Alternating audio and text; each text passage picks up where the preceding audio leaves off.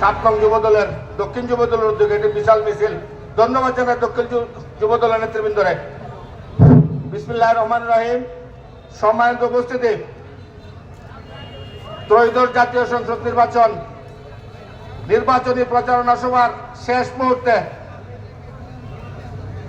আজকে মঞ্চে উপস্থিত আমরা যার কথা শোনার জন্য দীর্ঘক্ষণ অপেক্ষা করি, সারা বাহুবল নবীগঞ্জের মানুষ যার কথা শোনার জন্য দীর্ঘক্ষণ অপেক্ষা করে, আমাদের সেই কাঙ্ক্ষিত ভাবি জনাবা সিমি কিবরিয়া উপস্থিত বাহুবল উপজেলা বিএনপি সভাপতি সম্পাদক, বিশেষ করে আমাদের এই অঞ্চলের কৃতি সন্তান দানের শীষের মনোনয়ন প্রত্যাশী ছিলেন জননেতা মুখলিসুর রহমান সহ বাংলাদেশ জাতীয়তাবাদী দল বাহুবল উপজেলা শাখার সর্বোচ্চ পর্যায়ের নেতৃবৃন্দ, জেলা বিএনপির নেতৃবৃন্দ, বিশেষ করে মিরপুরবাসী, আসসালামু আলাইকুম।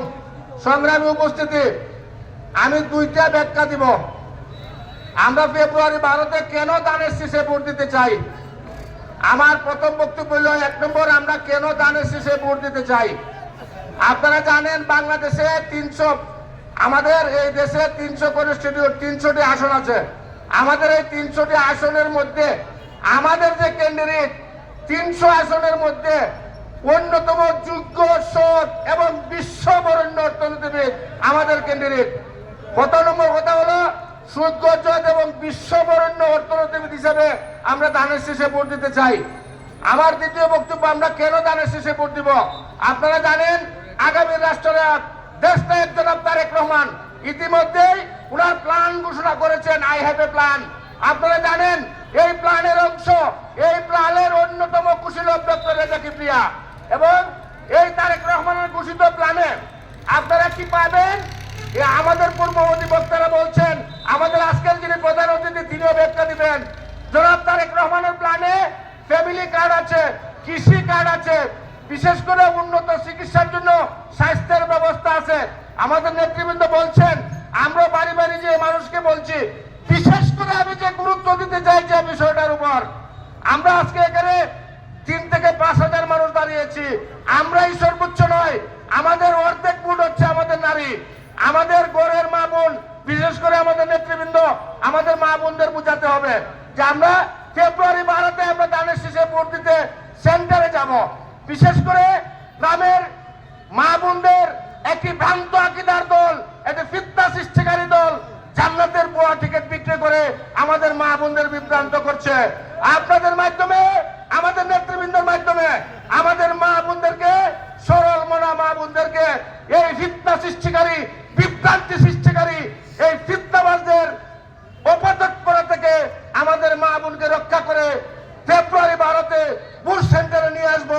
মা বোনদেরকে আমরা বলবো, খালেদা জিয়ার মার্কা, শহীদ জিয়ার মার্কা, তারেক রহমানের মার্কা, ডক্টর রেজা কিবরিয়ার মার্কা, উন্নয়নের মার্কা। সবাই একটু মুখ খুলে বলি, ভোট দিব কিসে, ভোট দিব কিসে, ভোট দিব কিসে। রেজা ভাইয়ের মার্কা, উন্নয়নের মার্কা। সম্মানিত উপস্থিতি, আমাদের মধ্যে উপস্থিত হয়েছেন হবিগঞ্জ জেলা শ্রমিক দলের সংগ্রামী সাধারণ সম্পাদক জনাব অ্যাডভোকেট এস.এম. ফজলুর রহমান, আমাদের সিনিয়র নেতা জনাব মুদ্দত ভাই, ওনার ব্যস্ততার কারণে অনুরোধ করছেন, আমি এই পর্যায়ে বক্তব্য রাখার অনুরোধ করছি হবিগঞ্জ জেলা আইনজীবী ফোরামের সংগ্রামী যুগ্ম আহ্বায়ক জনাব অ্যাডভোকেট মুদ্দত আলী। আসসালামু আলাইকুম, আপনারা কেমন আছেন? ইনশাআল্লাহ আমি বক্তব্য লম্বা করবো না, আমার একটু ভুটান বয়কট আছে একটা গ্রামের জন্য।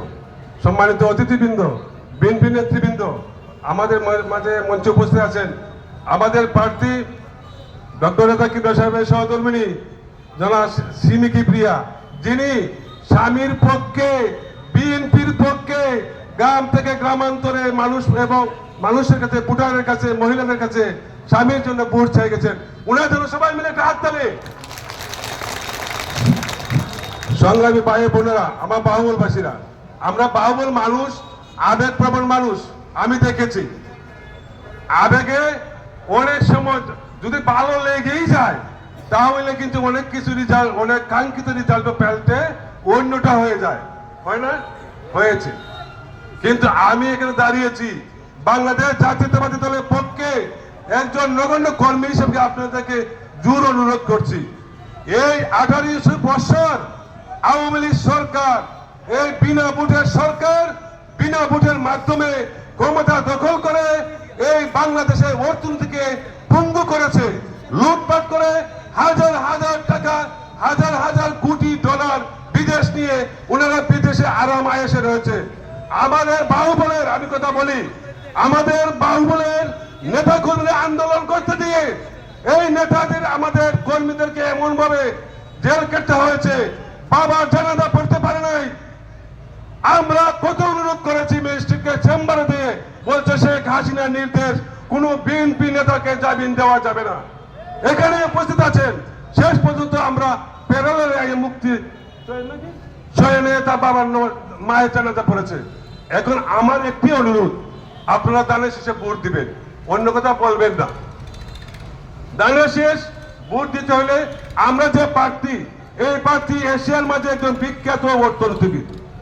আপনারা ইউটিউবে সার্চ করে দেখবেন, এই বাংলাদেশের এই অর্থনীতিকে, বাংলা অর্থনীতিকে চাঙ্গা করতে হলে ডক্টর নেতা কিবরিয়ার দরকার, তারেক রহমান মনে করেছে। আমার নেতা কর্মীকে বলতে চাই, জনাব তারেক রহমান সাহেব আমাদের নেতা, উনি যাকে নমিনেশন দিয়েছেন তার জন্য আমরা প্রাণপণ লড়াই করে ভোটারদের ভিক্ষা কামনা করে আমরা ভোট আদায় করবো। আমরা তারেক রহমানের সিদ্ধান্ত অবমাননা কিছুতেই করতে পারবো না। সম্মানিত অতিথিবৃন্দ, আমার বক্তব্য শেষ করছি। আপনারা জানেন, এই যে উন্নয়ন কথা বলতেছেন, আপনারাও চাচ্ছেন, প্রার্থীও দিচ্ছেন, টাকা লাগবে নি, টাকা লাগবে, টাকা লাগলে দেবে সরকার। সরকার এখন যদি আমরা এই তারেক সাহেবের প্রার্থীকে ভোট দিয়ে পাস না করে দানের শেষকে অন্য প্রার্থী পাস করে, টাকার জন্য কোথায় যাবে? তারেক সাহেবের কাছে যেতে হবে। তাহলে কি টাকা দিবে? তারেক সাহেবের টাকা দিতে হলে, এই দেশের উন্নতি করতে হলে, রাস্তাঘাট, স্কুল, মাদ্রাসা করতে হলে উনার প্রার্থীকে ভোট দিতে হবে। সবাই ভোট দিবেন, ভালো থাকেন, আল্লাহ হাফেজ, বাংলাদেশ জিন্দাবাদ, তারেক রহমান জিন্দাবাদ। ধন্যবাদ।